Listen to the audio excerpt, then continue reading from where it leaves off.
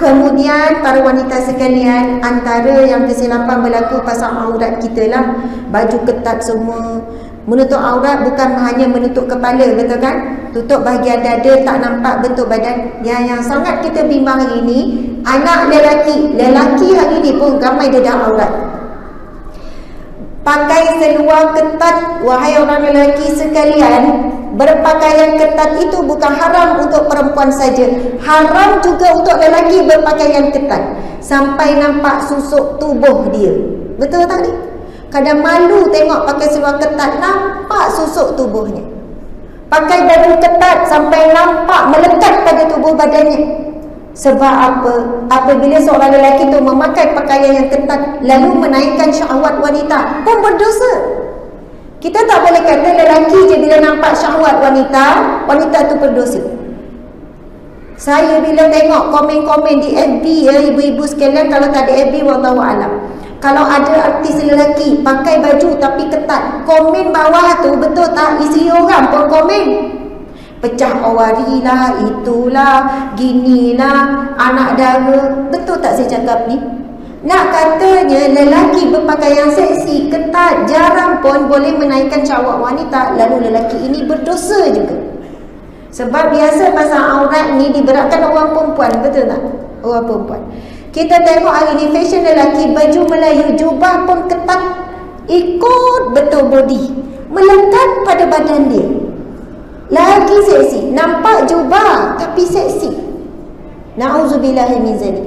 Kita tak tahu fashion apa yang keluar raya ni. Tapi yang saya tengok, kalau orang perempuan tudung sekarang kembali yang tahun 70-an 80-an, iaitu ni apa? Selendang.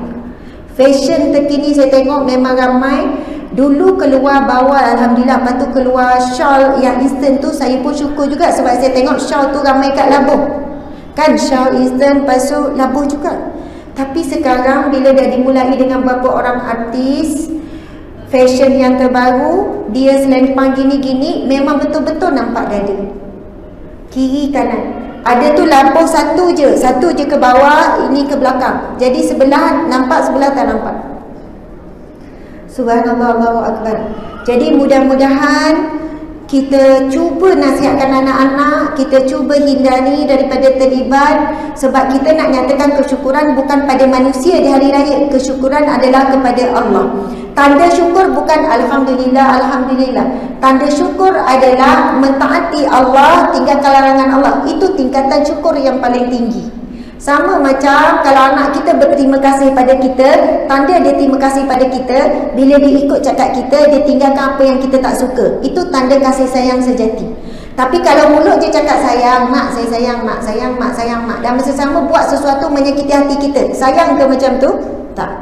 Kita kata kita sayang Allah, sayang Rasulullah. Tingkatan paling tinggi apabila kita mentaati perintahnya, perintah Allah, perintah Rasulullah, kemudian meninggalkan larangan. Okey, subhanallah. Jadi yang seterusnya, tinggal 5 minit lagi ni. Ini yang sangat penting, iaitu pergaulan bebas di hari raya Aidilfitri. Betul tak salah? Saya nak sebut kat pasal aurat. Ramai yang tanya soalan ni, Ustazah, pasal stoken. Kita balik, duduk 3-4 hari, ipa-ipa balik. Kaki macam mana kaki? Betul tak jadi persoalan? Tudung boleh pakai. Yang ni pun kita pakai yang labuh. Tapi time basuh pinggan kita sin-sin. Yang lelaki kalau faham bahasa, reti bahasa, dia tak pergilah tempat basuh pinggan tu. Dia nak basuh tangan, dia cari singkir lain lah. Sebab orang perempuan bila basuh tangan mestilah, basuh pinggan mestilah dia akan selak. Ipa yang faham agama, dia akan elak basuh tangan situ, walaupun terpaksa turun bawah ke basuh, sebab nak jaga aurat suami ipa. Kita tahu ipa ni, perempuan dan lelaki ipa ni, dia adalah mahram, tapi mahram sementara, tak boleh kahwin, betul kan? Tapi kalau berlaku penceraian atau kematian, maka boleh kahwin. Jadi di situ ada perbincangan ulama perihal lelaki dalam rumah. Adakah perlu pakai stoken 24 jam? Jumhur ulama kaki ni aurat lah. Kita keluar ni kan, pergi masjid, pergi pasar, nak beli barang apa semua. Ada perbincangan lain tentang aurat kaki bagi wanita yang tua, terlalu tua, renta. umur dah 80 lebih, 70 lebih, ada keringanan aurat kaki tu. Makcik tu nak keluar, pergi ke pasar ke, nak pergi ke dapur, itu dah ada keringanan, maka baginya bukanlah kewajipan, sama seperti kita yang masih muda. Persoalannya bila duduk ni, balik kampung ni kan, tidur sekali, takkan nak pakai stokin 24 jam. Agak-agak boleh tak tutup kaki tu. Aurat kita dengan ipar sama sahaja dengan ajnabi. Mahram ni orang yang haram kita kahwin, ajnabi ni orang asing, memang sama. Tapi dalam bab aurat kaki ni, di sana ada perbincangan yang khusus. Jadi bila duduk satu rumah, berlakunya kesukaran untuk tutup 24 jam, maka kita usahalah sedaya upaya untuk tidak diperlihatkan kaki itu dengan cara mungkin memakai pakaian yang agaklah labuh. Pakailah kain ke, pakailah baju ke yang agak labuh, dan kita perlahankanlah pergerakan kaki tersebut. Dan di sana ada keringanan yang kata sekiranya kesukaran tak mampu, maka ia tidaklah menjadi satu dosa yang besar sebagaimana kita di luar. Faham tak? Sebab itu kadang-kadang ada setengah orang memang betul-betul jaga, dia pakai full juga. Duduk kat kampung pun pakai full, tunggu dalam bilik je lah buka. Alhamdulillah sekiranya mampu, itu yang terbaik. Tapi sekiranya tak mampu, berlaku kesukaran, kita kan pergi dapur basah, itu gini-gini duduk apa semua, takkan 24 jam nak tutup. Itulah usaha ikhtiar kita boleh buat. Pakailah labuh sikit, kalaulah terselak, ternampak, maka dimaafkan. Faham ya? Kita cuba sedaya upaya. Kemudian antaranya yang berlaku bila Hari Raya Aidilfitri, duduk dalam satu rumah, tidur ramai-ramai. Betul ke tidak? Tidur ramai-ramai. Benda ni memang selalu orang tanya, Ustazah macam mana bilik ada 2, ada 3 saja, tapi ada 2 adik, ada 8. Macam mana tu? Kami pun tidur ramai-ramai tapi tutup lampu. Lampu tutup, jadi tak nampak, gelap semua. Boleh tak macam tu? Adakah dia jadi pergaulan bebas? Ada orang muda, ada sepupu-sepupu semua ni kan. Saya ada banyak kisah sebenarnya, saya ada banyak cerita bab ni.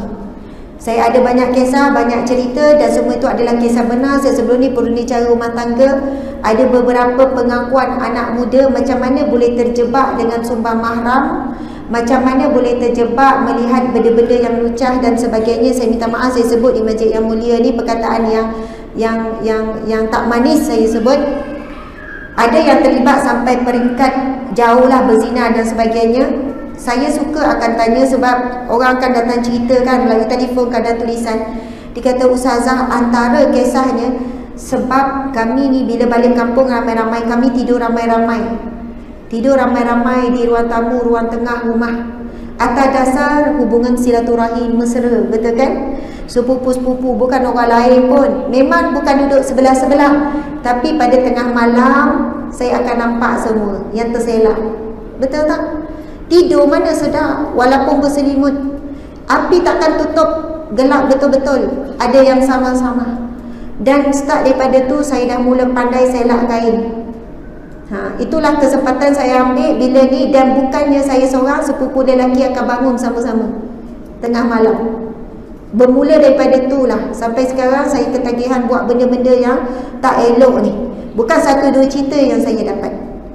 Jadi dalam kita nak menguatkan hubungan silaturahim, kita rasa itu adalah kemesraan dan sebagainya, adalah cantik dan baiknya pada waktu malam yang perempuan tidur satu bilik. Sekejap je berpisah suami isteri itu kan. Yang perempuan tidur satu bilik, yang lelaki tidur kat ruang tamu ramai-ramai. Ini peranan yang perlu diambil oleh seorang ibu dan ayah. Betul tak? Kalau ikutkan nak tidur sama-sama ni, tapi sebab kekangan bilik apa semua, terpaksa tidur, jadi kita asingkan macam tu lah.